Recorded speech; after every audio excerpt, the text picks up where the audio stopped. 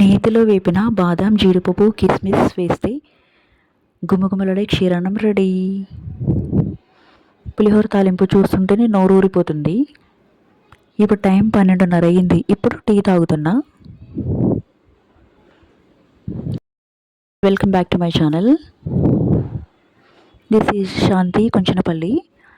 ఈరోజు మావయ్య గారు చనిపోయిన రోజు. సో పులిహోర క్షీరాన్నం గారెలు వండుతున్నాను. ముందుగా బియ్యం నానబెట్టి క్షీరాన్నానికి బియ్యం ఉడికిస్తున్నాను. అలాగే బియ్యంలో మరిగించుకున్న పాలు ఒక గ్లాస్ వేస్తున్నాను. ఒక గ్లాసే వేసాను, తర్వాత మళ్ళీ లాస్ట్లో యాడ్ చేస్తాను పాలు. ఇక్కడ సగ్గుబియ్యం కూడా ముందుగానే నానబెట్టుకొని ఉంచుకున్నాను.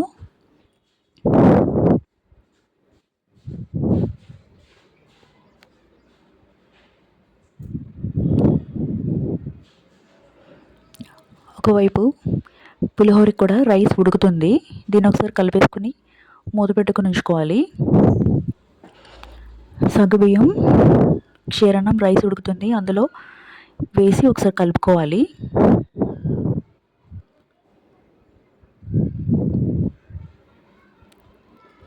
ఈ సగ్గుబియ్యం ముందుగానే నానబెట్టుకుంటే తొందరగా ఉడుకుతుంది, లేదంటే తొందరగా ఉడుకుతూ టైం ఎక్కువ పడుతుంది. అందుకని ముందుగానే నానబెట్టుకుని ఉంచుకోవాలి.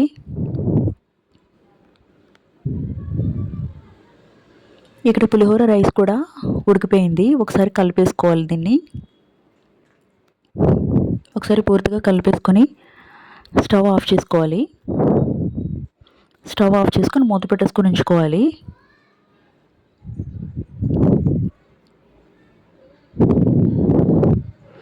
ఈ క్షీరాన్నం రైస్ కూడా ఉడుకుతుంది. ఒకసారి దీన్ని కలుపుకోవాలి.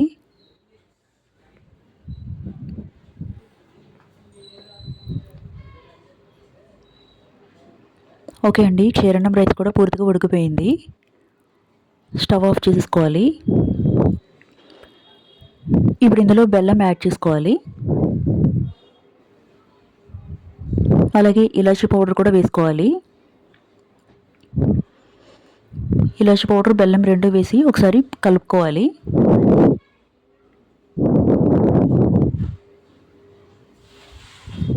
ఒకసారి కలిపేసుకొని మూత పెట్టేసుకొని ఉంచుకోవాలి. ఓకే అండి, క్షీరాన్నంలో వేసుకోవడానికి బాదం జీడిపప్పు పీసెస్ కింద కట్ చేసుకొని ఉంచుకోవాలి. నెయ్యి డీప్ ఫ్రిడ్జ్లో పెట్టేశాను, మొత్తం గడ్డలా అయిపోయింది. జస్ట్ కొంచెం హీట్ చేశాను. నాకు నెయ్యి అంటే చాలా ఇష్టం. నెయ్యి కూడా నేను సొంతంగా ప్రిపేర్ చేశాను, అది కూడా నెక్స్ట్ వీడియోలో మీకు చూపిస్తాను. ఓకే అండి, ఇక్కడ నెయ్యి వేసి కొంచెం హీట్ చేసుకోవాలి.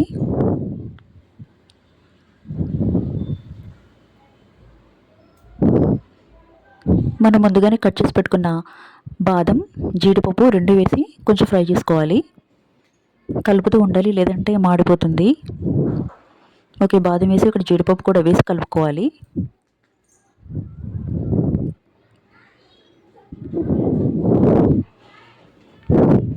కలుపుకుంటూ ఉండాలండి, లేదంటే మాడిపోతుంది. ఓకే, ఫ్రై అయిపోయింది. ఈ క్షీరాన్నంలో వేసి కలుపుకోవాలి. అలాగే కిస్మిస్ కూడా వేసి ఫ్రై చేసుకోవాలి. ఇది కూడా ఫ్రై అయిపోయింది. స్టవ్ ఆఫ్ చేసుకొని ఈ కిస్మిస్ కూడా క్షీరాన్నంలో వేసి కలుపుకోవాలి.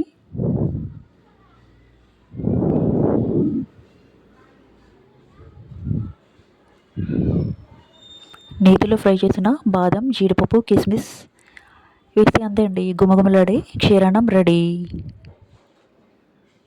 అలాగే ఒకవైపు పులిహోర తాలింపుకి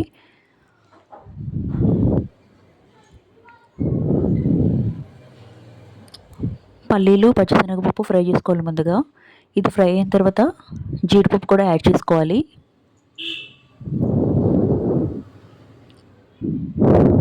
ఇవి కూడా ఫ్రై అయిన తర్వాత ఆవాలు వేసుకొని ఫ్రై చేసుకోవాలి.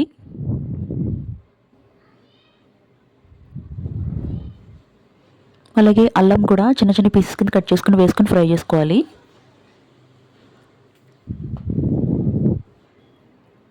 మళ్ళీ ఇందులో పచ్చిమిర్చి కూడా వేసి ఫ్రై చేయాలి. ఇవి ఫ్రై అయిన తర్వాత ఎండుమిర్చి, కరివేపాకు కూడా వేసి ఫ్రై చేసుకోవాలి.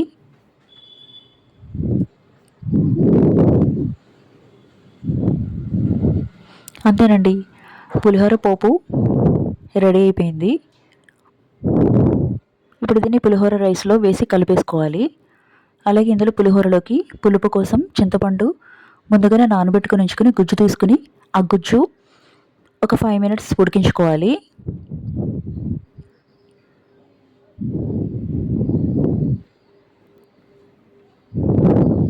ఒక 5 మినిట్స్ ఉడికించుకుంటే సరిపోతుంది. చింతపండు గుజ్జు ఉడికిపోయింది. ఇప్పుడు దీన్ని పులిహోర రైస్లో కలిపేసుకుంటే అంతేనండి, నోరూరిపోయి పులిహోర రెడీ అయిపోయింది. గారెలకి పప్పు పొద్దున్నే నానబెట్టి గ్రైండ్ చేస్తున్నాను.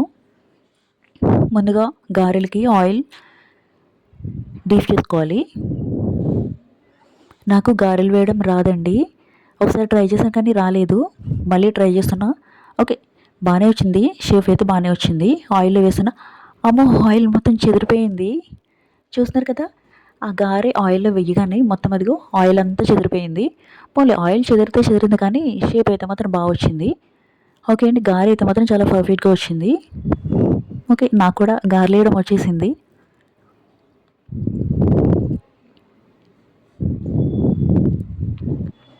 అంతే అండి, గారెలు కూడా రెడీ అయిపోయినాయి. మావయ్య గారి ఫోటో దగ్గర పులిహోర, క్షీరన్నం, గారెలు పెట్టి దీపం పెట్టి దండం పెట్టుకున్నా.